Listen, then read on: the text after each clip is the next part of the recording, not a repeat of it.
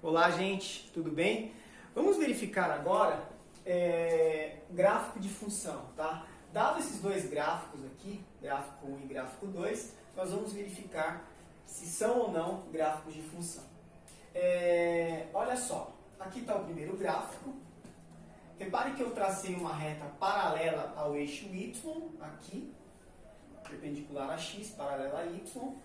E quando essa reta intercepta o gráfico em mais que um ponto, não é gráfico de função. Nesse caso aqui, essa reta paralela ao eixo Y interceptou o gráfico em 3 pontos aqui. Então, isso não é gráfico de função.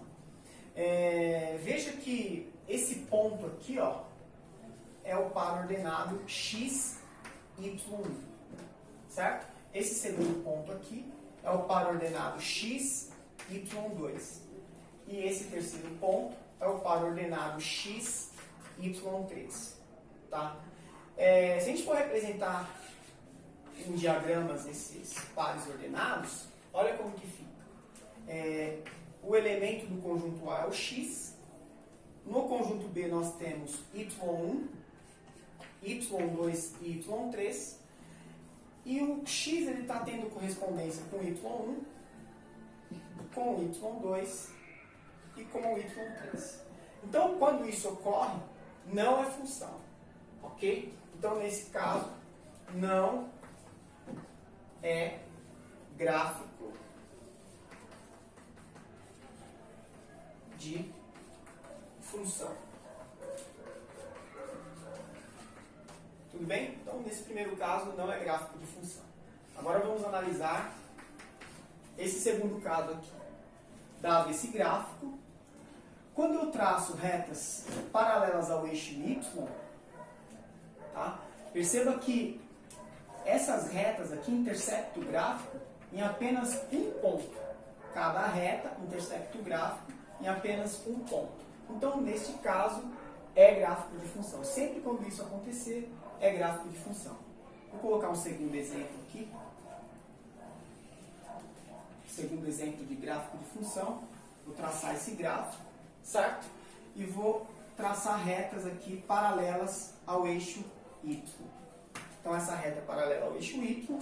E essa reta interceptou o gráfico em apenas um ponto. E quando isso ocorre, a exemplo desse de cima, é gráfico de função. Tudo bem? Agora, vamos analisar o sinal da função. Então, aqui está o gráfico. Tudo bem?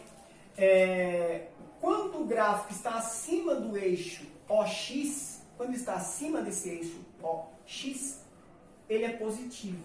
Ó. Então, esse intervalo aqui é positivo, esse intervalo aqui é positivo. Tá? E quando ele está abaixo do eixo OX, ele é negativo. Nesse caso, ele é negativo nesse intervalo e nesse intervalo aqui, ó. Ele é negativo. Então, aqui para baixo ele é negativo, para cima ele é positivo. Tudo bem?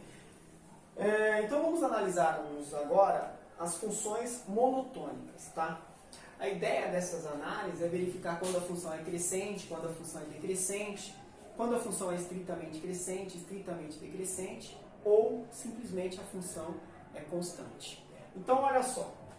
Aqui eu coloquei dois exemplos de funções estritamente crescentes. Ó, aqui, essa função aqui só cresce. Tudo bem? Essa daqui só cresce, então, logo, essas funções são estritamente crescentes. Esses dois exemplos aqui. E aqui eu coloquei dois exemplos de funções decrescentes, estritamente decrescentes, né? Tá aqui, ó, só decresce e aqui só decresce. Então, esses dois casos aqui são de funções estritamente crescente e decrescente. Nós podemos analisar também o caso de função crescente. Repare que a função crescente, ela tem parte constante. Tudo bem? Parte dela é estritamente crescente. Esses dois intervalos aqui, ó, do intervalo 0 a 2 é estritamente crescente. E de 5 a 7 é estritamente crescente.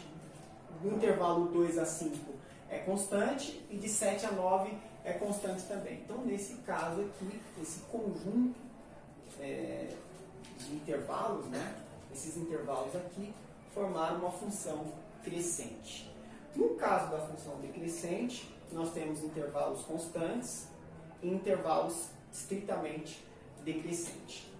Então, quando você tem a união desses intervalos constante com estritamente decrescente, a função ela é decrescente. E nesse último caso, nesse último exemplo, a função ela é constante. Repare que esse gráfico